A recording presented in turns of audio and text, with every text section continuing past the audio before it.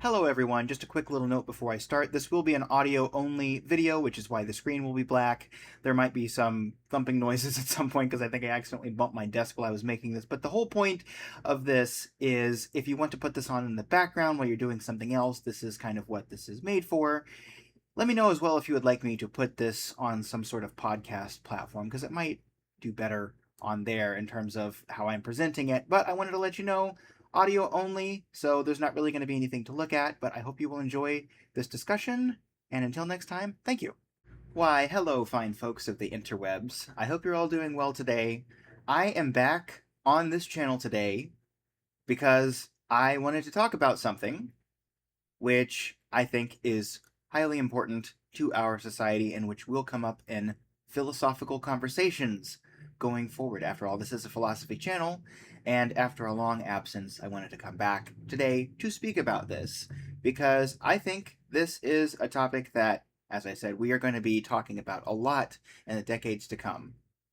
And the subject matter is a little contentious, and that is why today, against my better judgment, with wanton disregard for the health of this channel, and with reckless abandon, I am here to talk about AI, generative AI. Now, I've just made a few jokes about AI, but obviously, a lot of the time when we're talking about AI, the reason why it's in the news is not funny at all, because it can cause real harm. I won't bury the lead here because you probably want to know what my position on generative AI is. Well, I think it is decidedly not ready for public use. There are very obvious and not obvious ways that it has harmed people. I don't really need to go into those examples. I think it harms the environment a lot of the time, contributes to climate change, pollutes water, makes life materially worse for people who live near data centers, not to mention the theft and the ways that it can make us less good at doing certain things by repeated use of AI. All of that is true, okay? So I'm not really going to be going into the details of those subjects today. I think AI, as it currently is, at a minimum, needs to be strongly regulated. I think any model that has contributed to the harm of a human being needs to be paused and highly refined until it is ready, and people who purposely released something that was not ready should be held accountable. I think all of that's true. But I'm not really going to be going into those things today. What I'm going to be talking about today specifically is generative AI and the way that we're going to see it in the future. Because I've talked about this topic a lot, but not on this channel. I've made lots of content about AI and my feelings on it. And you know, a few things I think are true. First of all, generative AI is not going away. Even if half of the world governments decided to just axe it, it still wouldn't go away. Because the technology's already out there. We've documented how it works, and there will be some governments that will allow it, and they will be the ones innovating. So it's just a matter of how fast it gets implemented. And even if there is an economic crash around AI, I hope there isn't, but there's signs that there could be a bubble burst, economic bubble bursting around AI. That doesn't make the technology go away any more than the .com bubble burst made .com websites go away. It just didn't happen. Just it impacted the development history. And you know, something that has occurred to me recently is that despite the harm of AI, it does do some good. Now, I know there's a lot of people who are very critical of AI who won't say that. They'll say basically there's no reason to have it ever.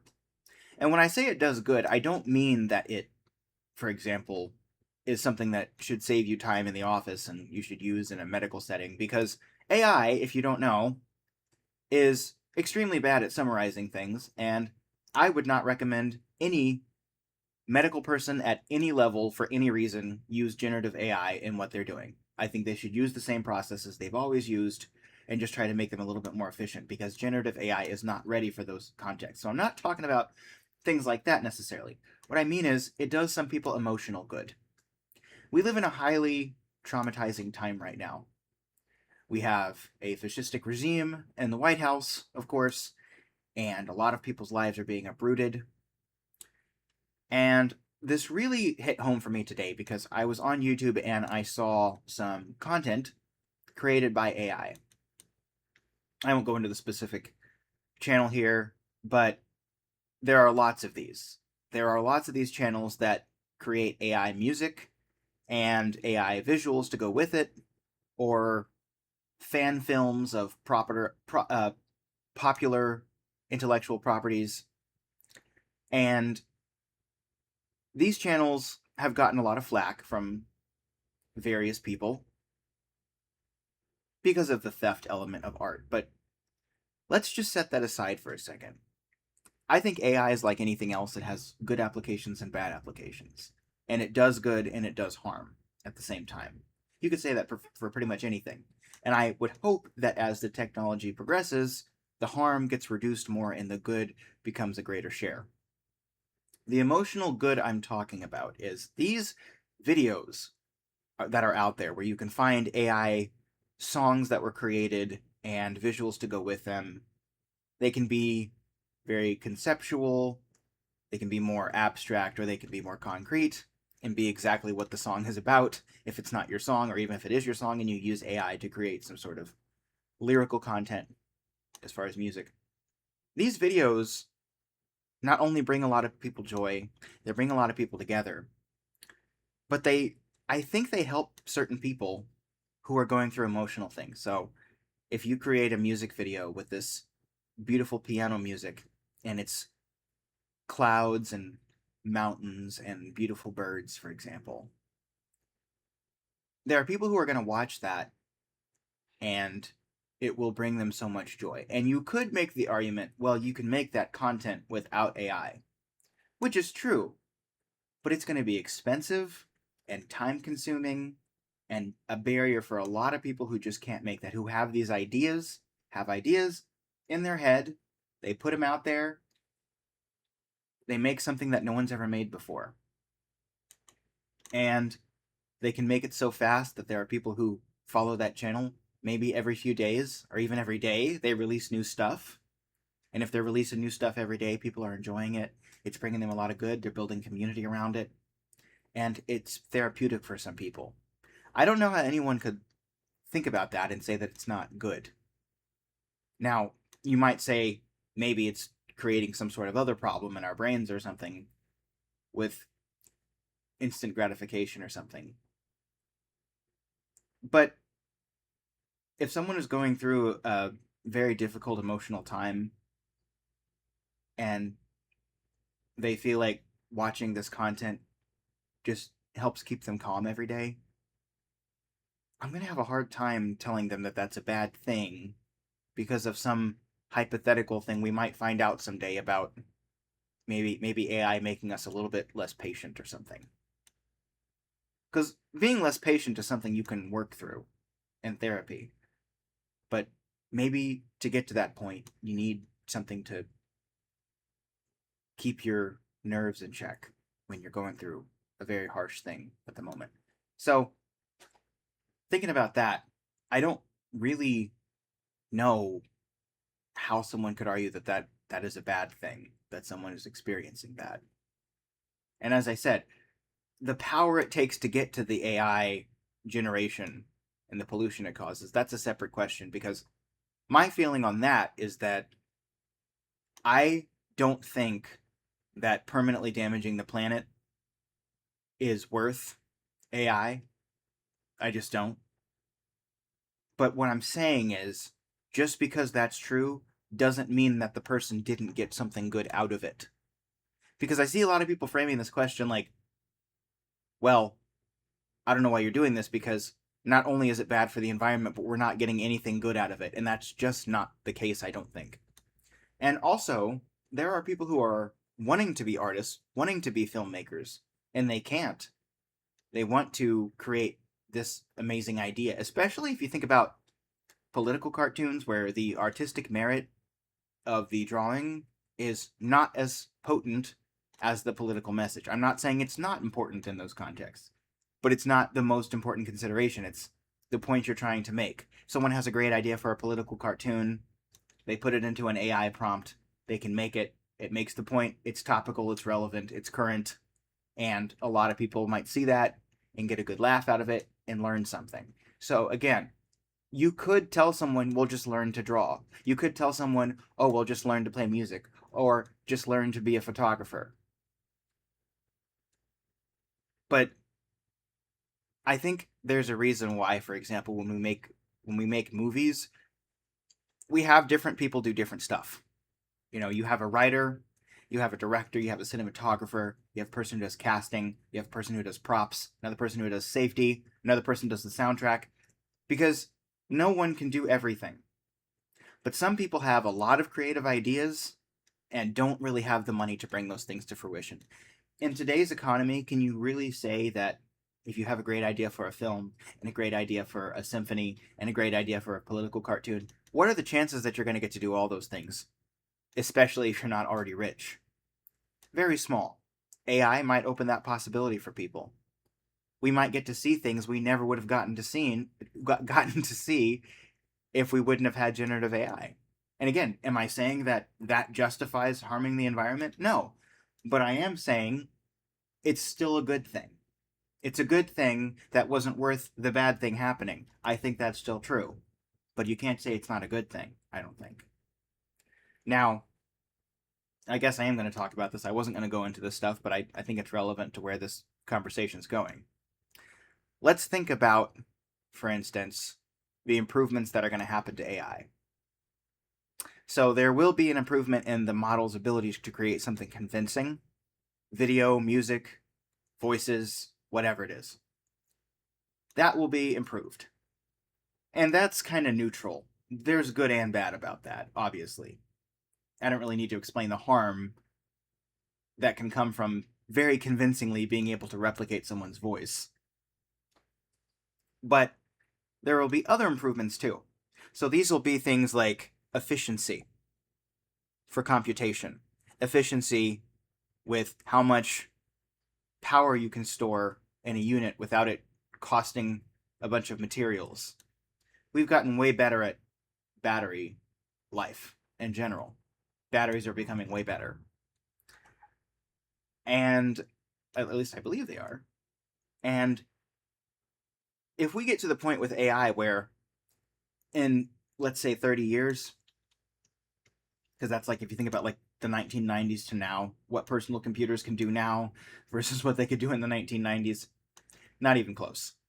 Not even close. So if your personal computer can run an image generation or video generation, music generation, text generation program locally, and it doesn't take any more power than your laptop currently does to run something like, I don't know, an advanced virtual studio, like something like GarageBand or FL Studio or something like that. Something that's complex and requires a lot of processing and visual representation. If your computer can run something like that, that's no more power costly than those things are. And let's also assume that we've got some advancements in things like renewable energy. So we're running solar energy through these laptops. And they're able to, without much power consumption, run the kind of video generation tools that we have now. And let's say also that the training models will get better with AI. This is the one that seems the most certain to me, that the training models will get better at how they learn, I think, building off of some general infrastructure from previous models. This seems like, I mean, I think this is already happening, right? I think this is already happening. At least the training process is getting better. So that might take care of the theft problem. So if we don't have a theft problem, if we don't have a problem with the environment, and we don't have a problem with a bunch of power consumption, making the bills go up for everybody, and you want to create something using generative AI, well, at that point, the only issue might be that it causes problems with you losing your ability to do something. But then again, let's think about this for a minute. We have calculators now, and we have other people file our taxes, and we do all kinds of stuff. We've lost skills that we used to have. We used to have great scribes that it was their whole thing. It was their whole thing to just create printed material. We don't have many scribes anymore. We barely do as much handwriting as we used to do anyway. Most of the stuff we do on the computer, we print things out on paper, we look at it on our screens, we do a digital signature. Things seem to be going that way. So we've lost those skills. If we don't need the skills anymore, is it really a loss? That's the thing. Because I think the strongest case against the use would be for text AI, generative text AI, because in that case, it can hamper your ability to research things well. It can teach you things that are not correct all the time.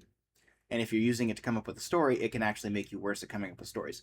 But then again, even with that, let's think about this for a minute. Let's assume AI gets better at research. So I assume in 30 years, AI will be way better at researching things online than it is now. The internet, of course, is not going to go anywhere. The internet's still going to be here. AI is still going to be here. Search engines are still going to be here. So thinking about all that stuff, searching on the internet with AI, probably going to be way better. Probably going to hallucinate way less. Okay. And coming up with stories. If you can come up with great stories, because the AI story writing models will also get better, as will the video generation, music generation, etc. So those things get better. So now we don't really need those skills as much anymore. Now this is the new way that people come up with stories. And yes, there are still people who write stories from the ground up, but this is just the new paradigm. So when we get to this point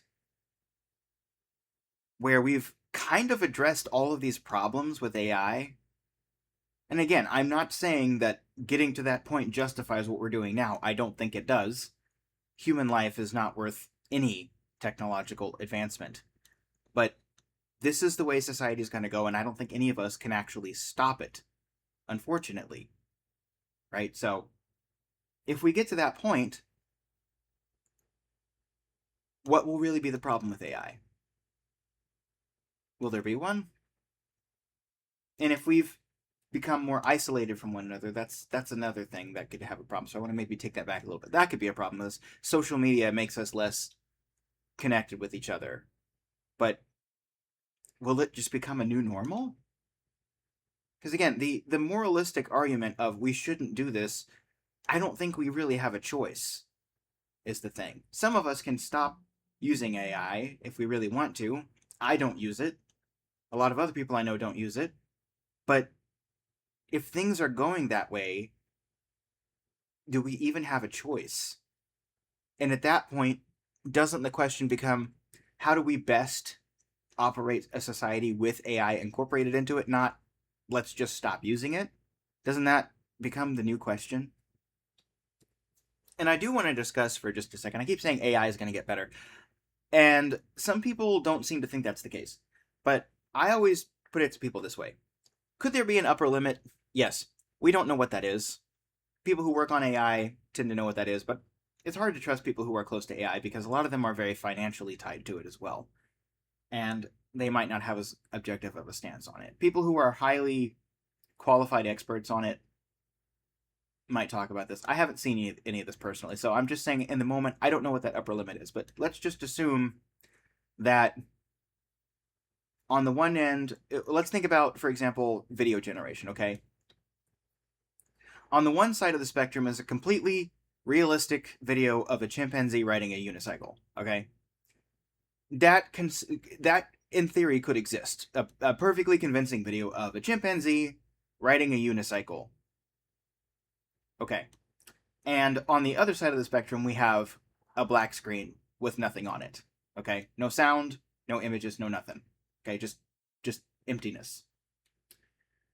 If I go to one of these AI things right now and type in realistic video of a chimpanzee riding a unicycle, and I wait a few minutes for it to generate the video or however long it takes. I've never used AI video generation before. But let's say it spits it out, okay? It will probably look realistic. There might be little bitty tells of the fact that it's AI. Maybe the texture of the fur is a little wrong. Maybe the movements of the legs aren't quite right. Or maybe the chimpanzee's making a really weird facial expression, or maybe its teeth fused together for a second or something, okay? if you think about the scale from the black screen to the perfectly convincing video of the chimpanzee riding the unicycle, how close is that image to that perfectly convincing video? Because I would say, from a mathematical standpoint, that's like 99.9% of the way there.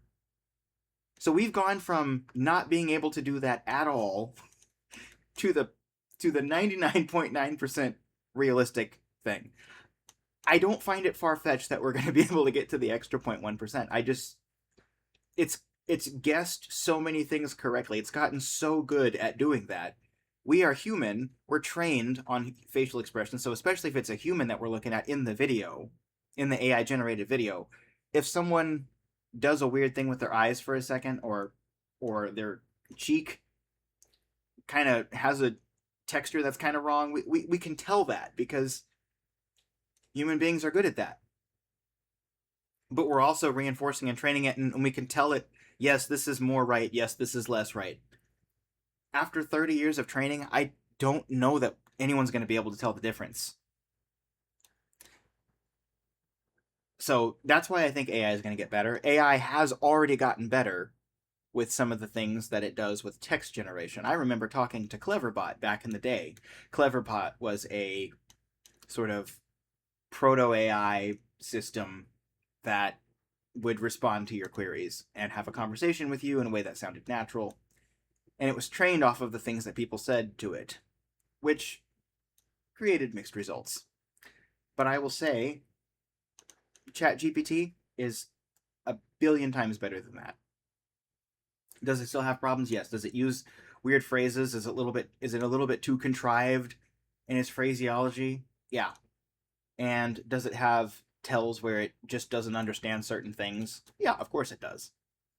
But again, if you think about no text to a perfectly convincing bit of text, ChatGPT is like, I don't know, a good 90% of the way there, I'd say. So yeah, we just got to go that extra 10%. And I know that could be a little bit difficult because you might have diminishing returns. But if we give it 30 years, I think we'll be pretty close. So, and I have to say lastly that I was convinced today that AI music was real because I was just watching a YouTube video and I thought the song was really good. I listened to this background song on one of these AI videos I was looking at today when I was thinking about talking about this topic. And I just assumed that the person found a song on the internet by an artist, written by a human, played with human hands, and just put that song in an AI video. And I was wrong, because the song was created with AI, which blew my mind. Now, I'm not sure how much of the song was written by the person or if the person just said, hey, create a song that sounds like this and can go with this. Because if that's the case, if the person didn't compose any of it, if they just said, create a song that sounds like this with no specifics, like this is the key, this is the mode, these are the notes, this is the tempo, these are the instruments. If it didn't say any of that and AI just did that on its own, holy smokes, man. That is impressive. So, and I'm a musician, man. Like I I compose music. I've been working on music production since I was like, I don't know, how long has it been now? Uh 15 years I've been doing music production. I'm very good. I'm not trying to toot my own horn, but I'm very good at listening to things and telling when they're MIDI or telling when they're artificial, and listening to mixing practices and how I think that they're expert or a little bit less so. And I was listening to this and I just thought a human made it because it was that good, especially the writing, the chords that were used, the arpeggios, the accent, the dynamics in the instruments, the timbre of the instruments, all of it was flawless. And that was created with AI. I'm actually kind of baffled how people aren't talking about the audio elements of AI. If you've listened to someone talk to Chat GPT with their voice, which again, I've never done that, but I've been in a room with people who were talking to their Chat GPT, and when it answers back, how convincing it is as a human is kind of scary. Like how everyone's talking about the text of Chat GPT and they're just completely ignoring the almost 100% realistic sounding human voice that's answering back. I don't know why people think the way they do sometimes, but fine. People talk about AI generated videos and they're like, "Oh, the the images look so fake." And I'm like, "Guys, what about the music? Are you hearing that?" It's I don't know, man. I don't know. To me, that's like if someone's house is on fire and there's a cupcake on the table that has a bug on it, and you're like, "Why is there a bug on that cupcake?" And I'm like, "Guys, did you notice that the house was on fire?" So that's how I feel when people talk about AI and they're not talking about the very realistic elements of it that are delivering the text, the images, whatever. My question just is, if this is the way things are now, if this is the new paradigm, AI is going to get better, it's going to stick around, the internet's not going anywhere, ChatGPT might go somewhere, but things like it aren't going anywhere. We're going to have LLM chatbots, those, of course, aren't going away. And if we mitigate these problems with the environment, I know these are a lot of ifs, guys, but I'm just saying these are things that I actually think are going to happen just because of the way technology is, just because of what I've seen. 30 years, I'm probably not putting that far out enough. Maybe it'll be more close to 100, but we get to, so we will not include us if it's 100 years from now. But we get to the point where AI is just operating on renewable energy, not burning a bunch of stuff, not polluting the water, and it's realistic, and we kind of shift to a new world where those skills that we've lost because of AI, we don't really use those skills anymore, just like we don't use a lot of skills that we haven't thought about in a long time. If these things, oh, and we don't need to do as much theft because the training gets better. I forgot to actually finish that point. The training gets better, so we don't really need to rely on theft anymore. So all these things are the case. Is AI going to be a problem? And I know that sounds maybe like a little bit of a cheap shot. It's like, well, if AI didn't have all the problems it has, it wouldn't have any problems, would it? It's like, well, of course not. But that's not the reality we live in. And I'm not denying that. I'm not saying that these current issues. Look, I'm telling you right now, don't use AI. I don't think you should use it. I don't. But just saying, it does do some good, and learning to live with it when it does do good, that's probably the world we're going to live in. I think both of those things can be true at the same time. I think I can highly recommend to people, don't use AI. It damages the environment. It creates worse living circumstances for people who have to live near these data centers, and it might damage your ability to do certain things. And it certainly will tell you things that are completely fabricated and made up and present them as 100% factual. So all those things are true, but I can also say AI is doing some people some good, especially in 2026. So let me know what you think of all this. I know this was a kind of a complicated topic, but let's talk about it. I will chat with you guys later, and until next time, allons-y.